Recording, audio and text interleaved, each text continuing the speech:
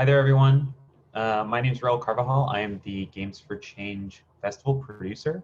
Thank you for joining this quick webinar. I see people are coming into the room, so I'm just going to wait a couple minutes for that to populate. Thank you very much for joining this Hopin tutorial. We are also going to be live streaming on our Facebook page, and that should be going out in just a moment.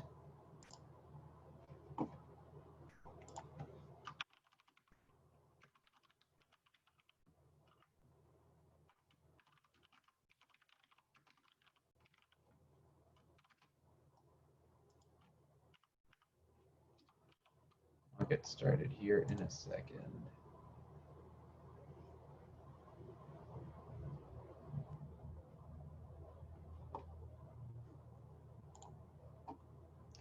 Just some quick things. If you haven't been on a Zoom webinar before, you should see a chat function, which is open to everyone. You've got also a Q&A function over on the bottom. That'll be a great place to organize any questions you may have. I'm certainly going to be answering some once we finish up.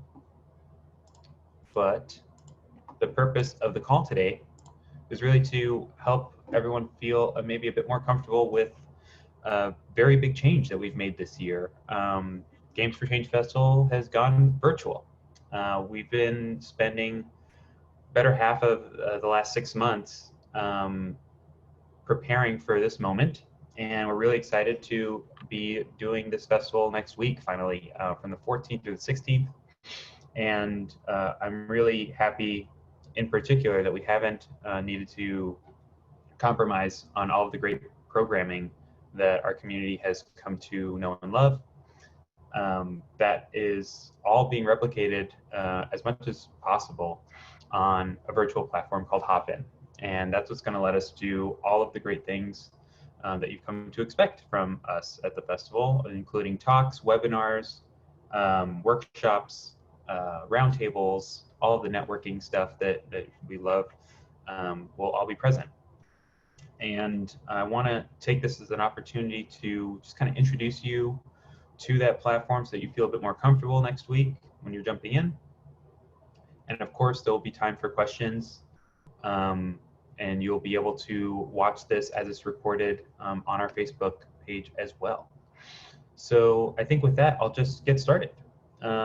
If you do have questions, it might be hard for me to toggle back and forth between the chat and my screen share. So just be sure to add them in the Q&A section over at the bottom. You should have that access to just add your questions there, and I'll get to them once we move into Q&A. So let's get started. I'll share my screen.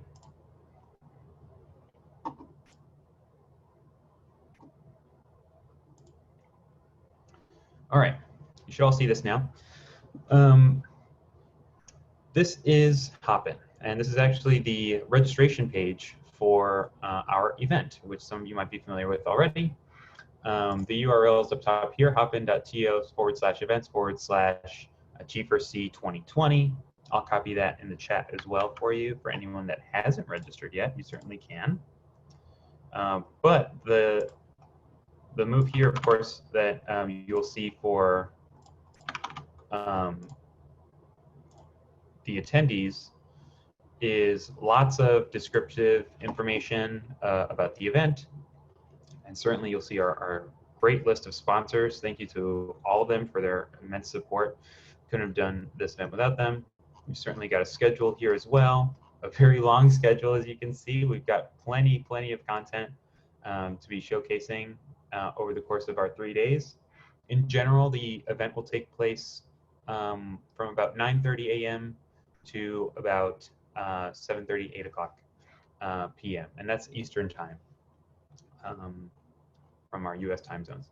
You'll also see all these booths. So all of that is just in the registration page. If you haven't registered yet, you will see a list of tickets here. And feel free to click the one that is most relevant to you and your profession. I'm just going to click in the preview here, and we'll instantly see what this platform looks like.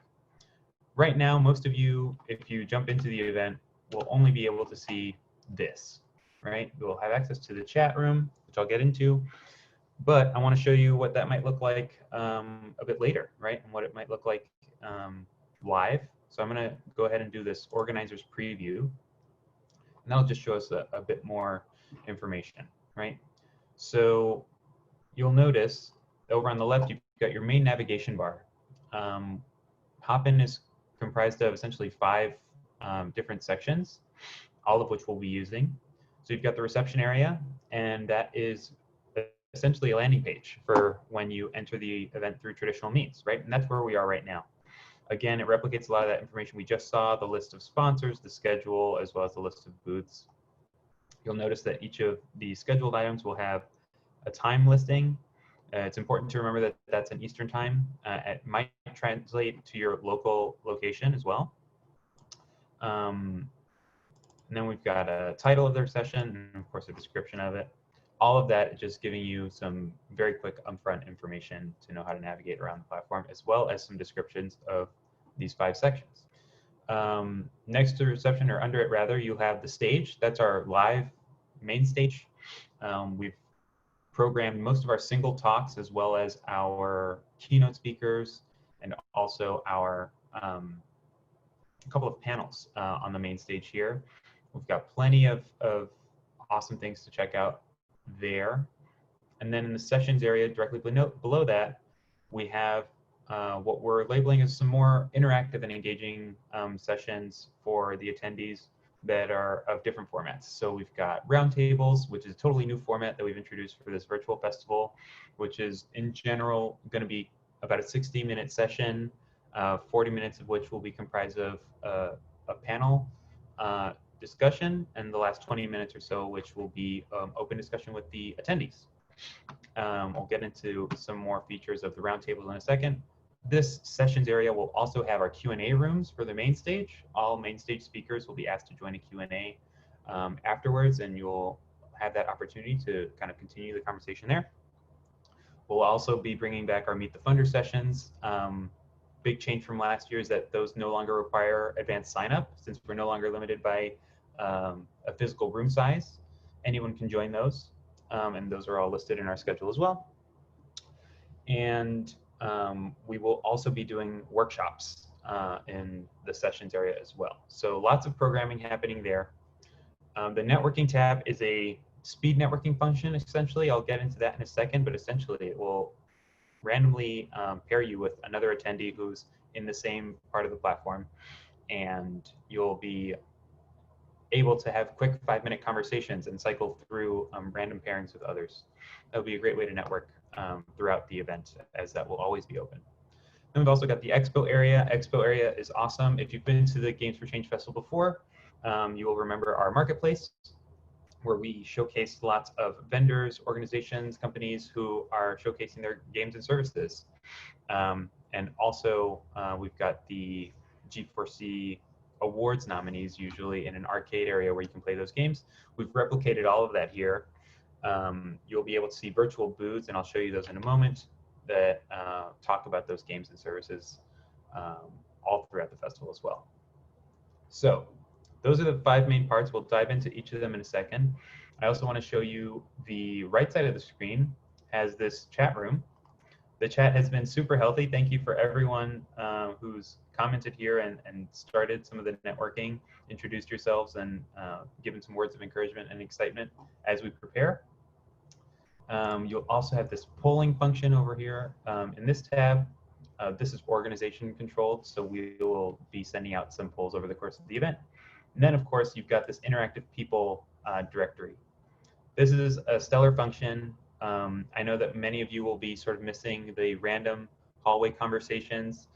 If you do end up running into anyone that you want to follow up with, or see a name that you remember and somebody that you'd like to connect with, you can always click this button on any of these profiles, and that will open a dialogue with that person that you can start chatting with. You can also invite folks to video chats, which is awesome. So definitely make some liberal use of the people tab to make sure that you've got all your networking moving. So that's the basic navigation information. I'm going to pause real quick. I see that somebody's raised their hand. Let me see if I can check out the attendees list to answer one of those questions. Let me see here. Oh, it seems like it's gone away. Oh, maybe not. Okay. So we're going back and forth, no worries. If you do have questions, the easiest way to get them to me will be to throw them in the Q&A portal, and I'll be able to answer them there. Just gonna go through a couple more details here. So as I mentioned, we've got the stage area. This will be our main stage. Of course, nothing's playing there right now, but it's letting us know that the first session will start on the 14th at 10. You will almost always have some activity here from live speakers and panels. And we are producing this in a great way with some great partners at a production company who are helping to facilitate the live stream. And that's going to be really nice to see. I also want to show you this sessions area, which is currently not populated because none of our sessions are happening right now. But I'll show you what it looks like for another event that is live. So this is a totally different event that just happens to be happening right now. And if I pop over to sessions, you will see a list of the things that are happening. This is very similar to what the sessions will look like on our event. Certainly you'll see the title of that event, a quick description, number of viewers down here in the right corner. Then you'll also see these tags, open or moderated. Moderated conversations are essentially what we're going to be focusing on at our event, given that almost every session will be moderated. You'll look forward to not only interacting with the panel and that moderator, but we will also have a staff member in every single one of our sessions. So if there's ever a technical issue or if there's ever a moderation issue, our staff is alert and is going to be in there and making sure that everything's running well. So you can trust in that. If I click into one of these sessions, you'll see a couple of things happen immediately, right? So this one's actually not the best example because nobody's in it right now. Let's see if I can jump into one that is. Great. And that together. So this event is currently happening. I'm going to mute these folks, but they're using it as a networking hour.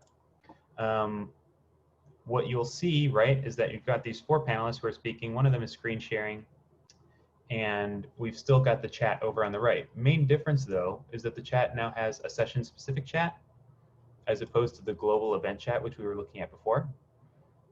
The session chat is only available to people who are in that session, and you'll be able to interact with anybody who happens to be in the same room as you.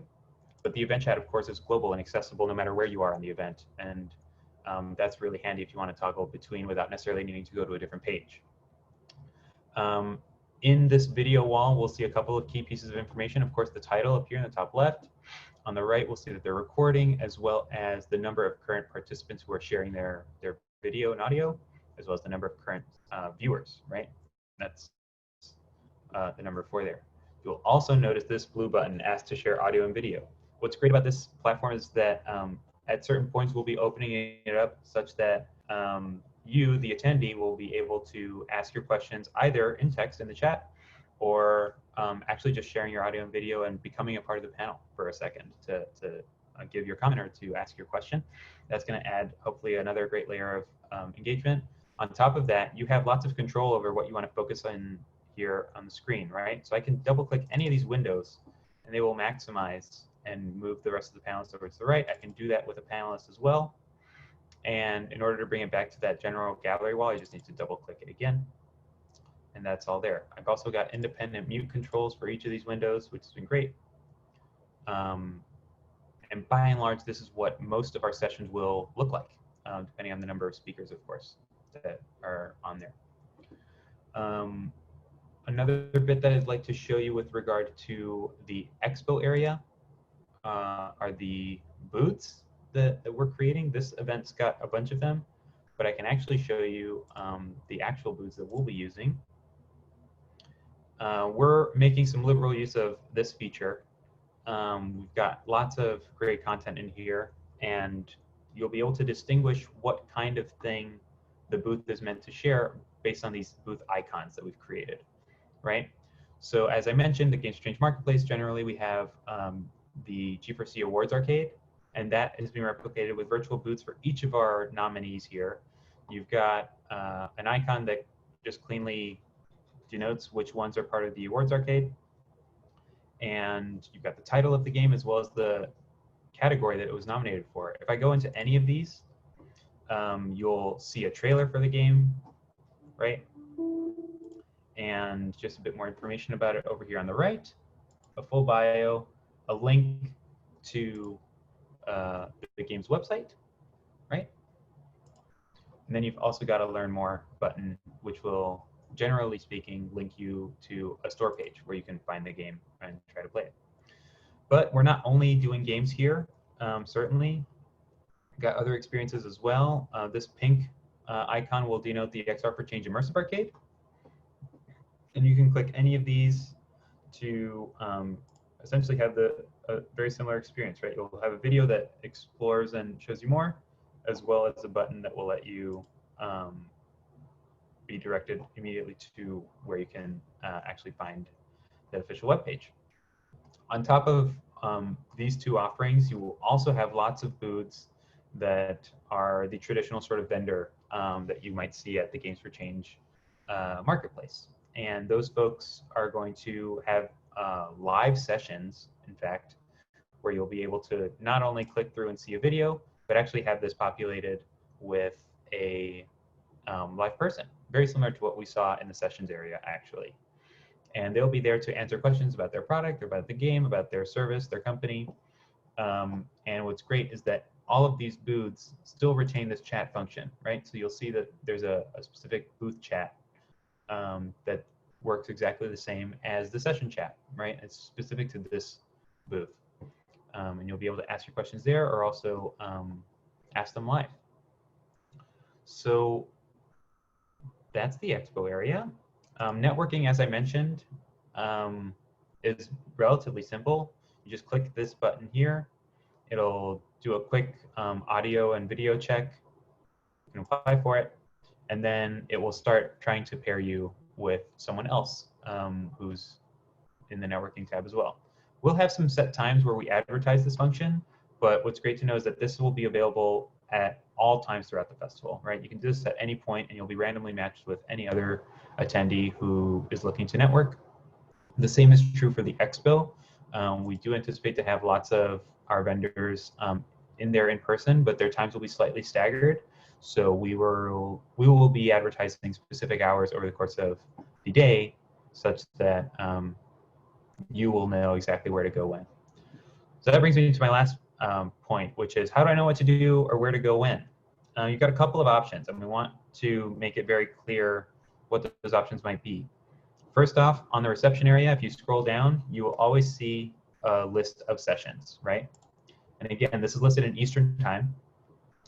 But what's great is that you don't need to constantly reference this schedule. The reception area, in fact, will always have a black bar up top that will indicate which piece of the platform currently has active programming.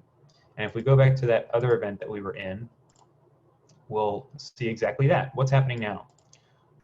We'll see that there's this session happening in the sessions area, or interact with people one-on-one in the networking area. If you click any of these, it'll take you right to that part of the platform. You will also see this little red tag that says now on any of the sections of the platform that have active programming happening right now.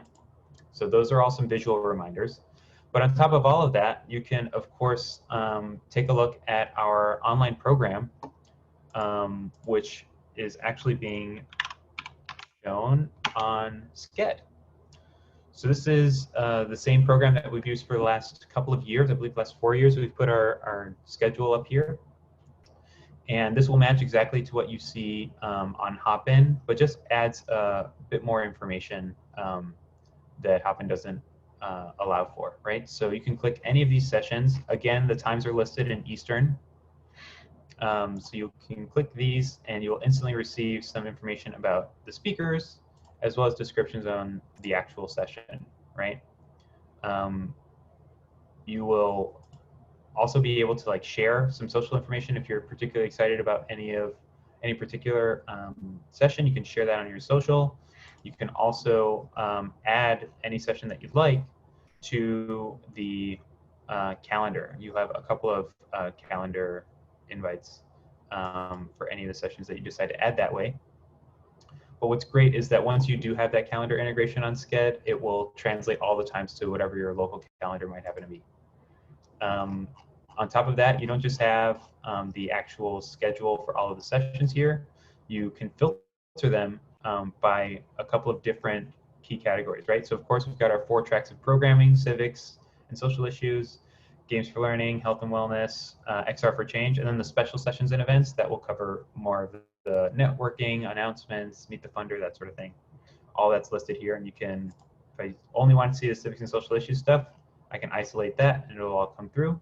Or you can even filter by venue, right? So depending on whether things are happening on the main stage, for instance, I just want to know what the main stage programming schedule looks like. That's all listed here.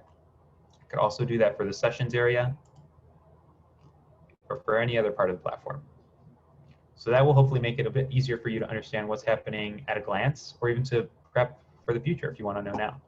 On top of all of this, of course, you will have a list of speakers at your disposal. We're really, really proud to be presenting a super diverse set of speakers to you, all talking about games for good. And they're all crucial parts of this community. We've got over 200 speakers in our lineup of sessions. So I'm really excited for you to get to know all of them and to hear from them directly on the day. So that's it for the virtual program. Actually, I'm just going to bring that back up and share that URL in the chat as well.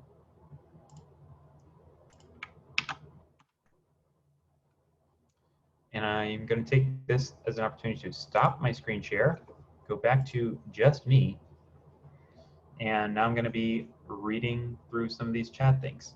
Okay, so I've got lots of questions in the Q&A section. Thank you for adding those there. I'm starting from the top. Anonymous asks, hello Games for Change, wondering about when participants will be notified when one successfully registers for a workshop. I filled out the form to register and have yet to receive confirmation. That's great. Okay, so if it's a specific workshop registration that you've committed, and you specifically talked about the Fortnite one, which is actually happening the day before the festival, you're locked in and you'll be good. I am pretty sure that those notifications will be going out later this week, given that it's happening soon. But for the other workshops that we're having at the festival, mostly on day 3, those don't require advanced sign up, and you'll just be able to join and get started. So really just look out for that session start time and you should be good to go. Next, we got a question here. It says, will sessions be recorded so we can watch them if we are in another session? Yes, we will definitely be recording everything. All of our main stage content will be recorded, and all of our sessions in the sessions area will be recorded. Those will be available shortly after the end of the festival, hopefully a week after, and those will be uploaded to our YouTube. So definitely don't feel like you're going to miss out if you can't attend everything. We know it's a lot, but we want you to have options. How do you get the sidebars up in Hopin? If I'm understanding the question correctly, we're talking about maybe those side menu bars. So I can just kind of point those out again. You may not see this just yet because, of course, the event is not live. But this bar over to the right with the chat has a quick little hide function that you might see. And you should just be able to click that back and forth to open and close it. You'll notice that it's a dynamic shift over here. This navigation bar on the left, though, should always be open, or rather, should always be present. You don't necessarily have control over that. So hopefully that answers your question there. Can't find the chat and people section on Hopin. Again, you might have issues just because the session shouldn't be live just yet. But once you enter the event and click preview, all of that should appear. Do you have to be present throughout the 3 days of the festival if it's active? That's up to you. We certainly hope that you can join us for all 3 days. But the sessions will be recorded, as I mentioned, so don't feel like you'll be missing out if you can't attend for a couple of sessions or a couple of days. We know it's a packed schedule, so we're really excited to be presenting that. Okay, going through some other questions. Can sessions run concurrently? Yes. If you ever click on the sessions area, you will likely only ever see the sessions that are happening at that moment or about to start in maybe 5 minutes or so. That's in an attempt to kind of limit confusion, given that we've got, as I mentioned, over 200 sessions. Some of those things will be running concurrently, so you just want to be sure that you're paying attention to start times and end times.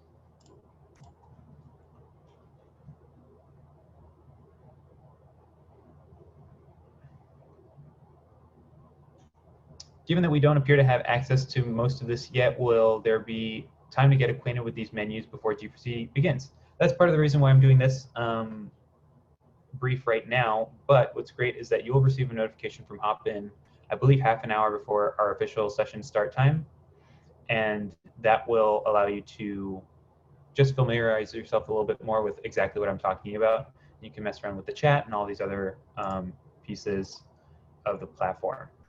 Does browser type matter? Yes, it does. Thank you for asking that question. I should have opened with that. Google Chrome is certainly recommended. We've had some issues, technical issues arising from folks who are using Safari in particular. So Chrome has definitely given us the least resistance. Firefox can also work okay, but we as a team have done all of our testing on Chrome, and that's yielded the best results. So please do make sure that you're using an updated version of Chrome when you're accessing our event. Okay.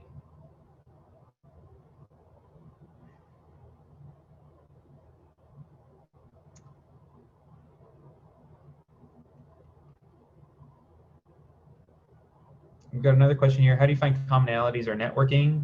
Do you have a checklist? So that's a great question. Our speed networking feature, as I mentioned, will always be present. And we have the ability to pair it such that it's not necessarily totally random. It's actually pairing you with other folks of your same ticket type. So if you registered under the educator or academic ticket, you'll be paired with other educators and academics. We will likely switch between modes because we also have the ability to make it totally random so that you're exposed to other folks as well. But there'll be some distinction there. Other than that, you can always feel free to kind of identify yourself and try to openly network in the chat rooms as appropriate. And if you're looking for a particular group of folks with separate interests, or specified interests rather, you can certainly communicate that.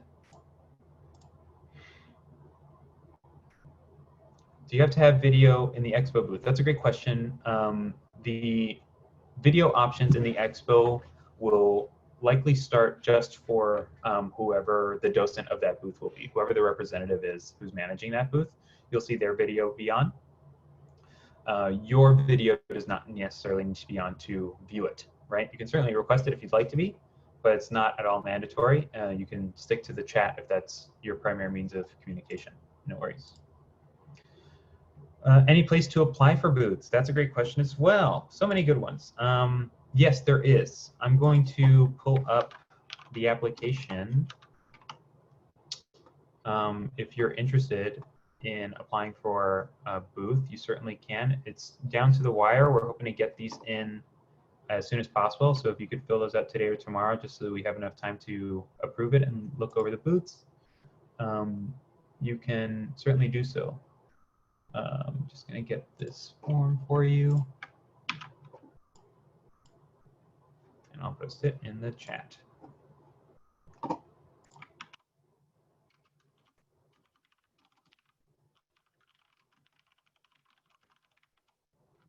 Okay. So I just put that one in. Let's see here.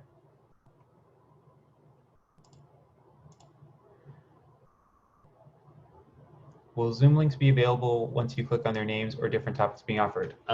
Great question. We will not be doing this event through Zoom, right? Hopin is its own platform, which is browser-based.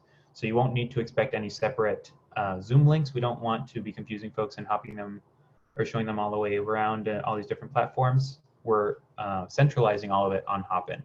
So if you haven't registered for the event there, you certainly should.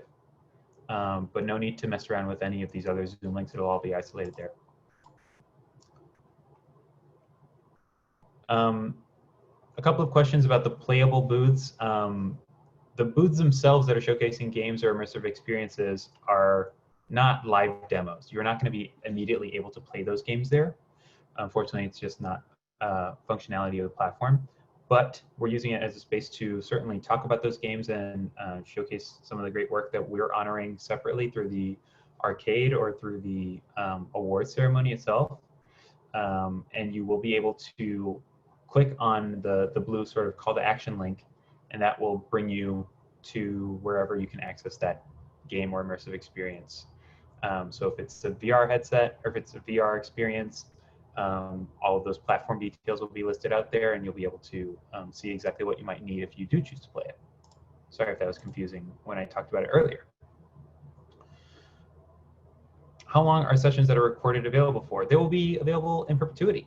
All of our sessions are always available on our YouTube. So you can see all of our sessions from previous years listed there. And we intend to continue that, definitely.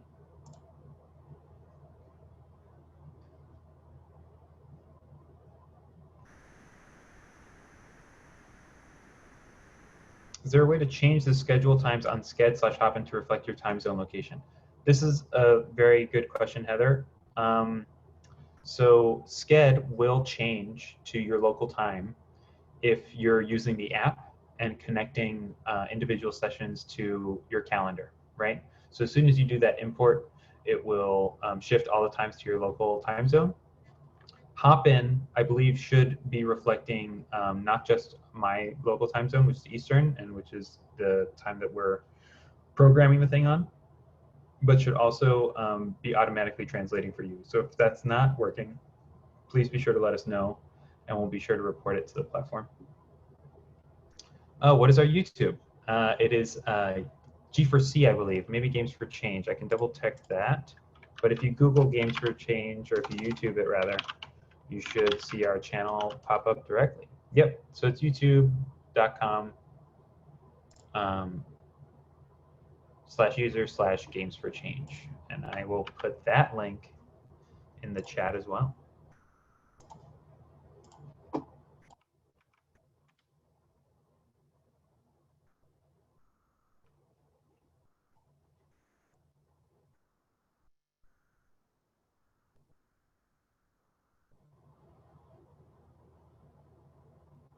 Great, okay. So it seems like I've got most of them from the Q&A room. I'm taking a look at the chat as well.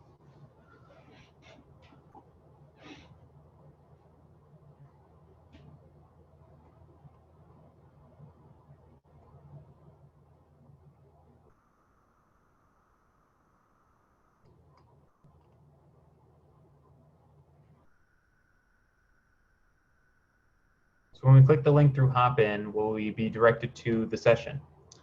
It's a great kind of use case that I can outline, right? You'll click the link to our event, and that will, the ones that have been posted likely bring you straight to different parts of the platform, but the first one that I noted is the registration page. And once you enter the event, you'll land on the reception area, and that reception area will have a bunch of those call outs for each of the things that are happening right now. And I can screen share again just to show you what that looks like.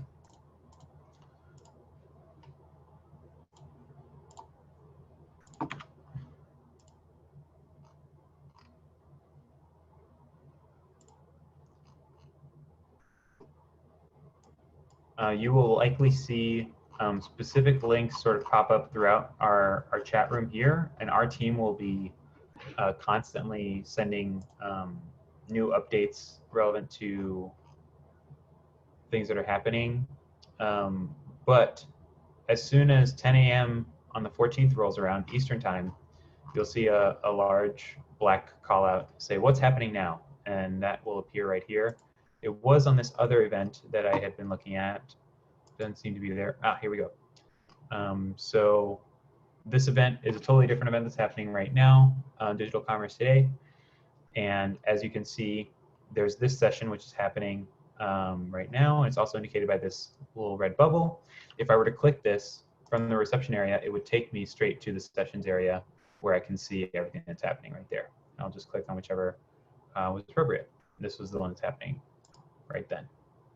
So now I'm in the session, it's loading. That's something to consider. And then in Brazil, and you can participate as you will. Hope that makes sense. Lots of questions here, everyone. Thank you for asking. Are you able to transfer data collected on JotForm via API into the Hopin platform for signup? We are not. That's a great, very specific question, Michael. But no, we are not able to do that. We manually transfer that information over. You're lacking the side panel with the directions tools, just like a website. Interesting. If you may be seeing that if you haven't already registered, but once you do, and if I start exactly where I was before, and again, it may seem different, of course, because this is a live event that's currently happening, whereas ours isn't. But if I go over to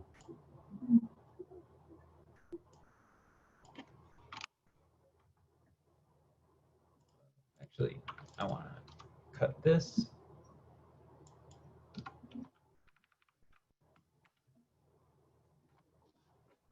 So this is likely what most of you are seeing right now, which is the registration page up top. You should be able to preview this button. Mine says organizer only, but you should still see a preview here. And when you click through there, this is where you will land. The menu is there, but not accessible, right? Because none of this stuff is live just yet for anyone. The chat is live though, and you should be able to use that. And you can also change these settings to view it with this drop-down extender on the right.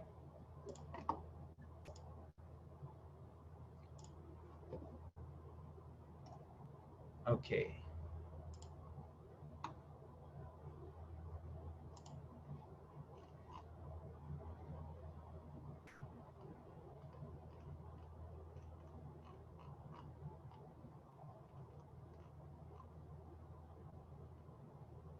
Does Hopin have a mobile app? It does not, unfortunately. So this whole experience is going to be browser-based.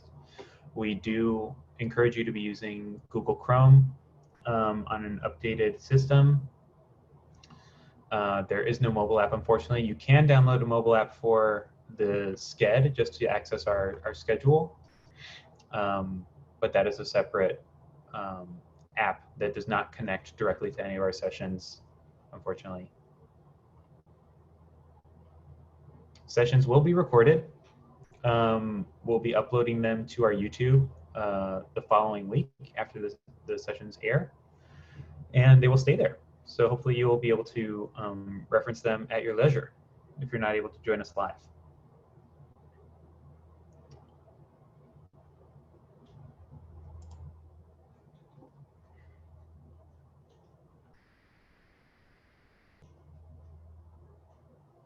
Alrighty, everyone. It seems like that's most of the questions that I'm seeing.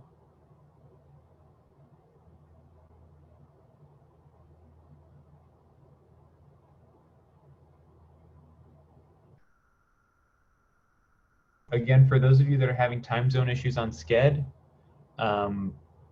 you will likely need to create a Sched account or just import and save that Sched event to your calendar.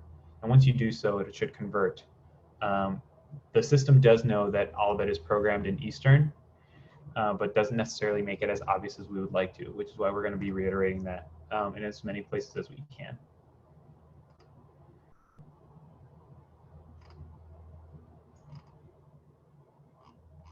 Alrighty. Well, I see a couple more on the bottom here. What's the largest event that Hopin has ever hosted? That's a great question. The largest one that I've seen had about 10,000 registrants. And I believe that the platform itself can totally hold that on its default plan, but they also have enterprise plans if you're looking to host something a bit larger than that. In terms of sessions, the individual sessions can each hold up to 500 viewers. The booths, I believe, have the same viewer count. That actually ends up going down if you want more than 10 people to share their video at once. If you increase that up to 20, which is the maximum that the platform will allow, I believe your viewer max goes down to 150 or so, but still really, really great. Super important question, is that a cat on the chair behind me? Yes, it is. Good eye. He's sleeping. Let's see, there he is. Not zoomed on him. That's my cat, Gabo. We just got him a couple weeks ago. Alrighty, everyone. I think that's about it for me. Thank you very much for tuning in, and hopefully this was a helpful session in order to get you up and running for next week. Once again, we're super excited to be putting this on for you all and to be expanding our community through this free virtual experience. And we've got lots in store for you. So thank you very much for joining. Be sure to register if you haven't already, and we'll be seeing you very soon. Ciao. Thanks, everyone.